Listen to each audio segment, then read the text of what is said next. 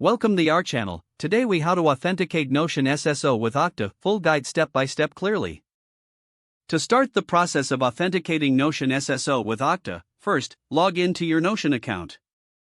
Navigate to the settings menu in the left sidebar. Select the authentication tab from the options. Next, choose the single sign-on option to begin the setup.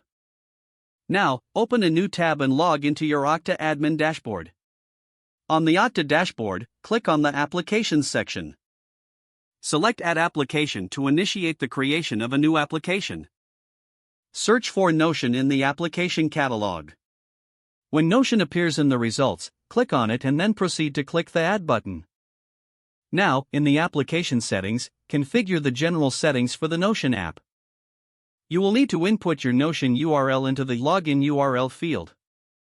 Make sure to also specify the logout URL for proper redirection after logging out. Next, locate the username field and select the format you wish to use for user identification. Once done, click on the Done button to save your application settings. After saving, navigate to the Sign On tab to configure SSO settings. Select the SAML 2.0 option to enable SSO functionality. In the SAML settings, you will need to provide the Notion ACS URL, which can be found in your Notion settings.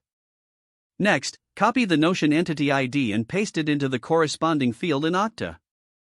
You will also need to upload the X.509 certificate from Okta to Notion. For this, navigate back to Notion, and in the SSO settings, select the option to upload the certificate.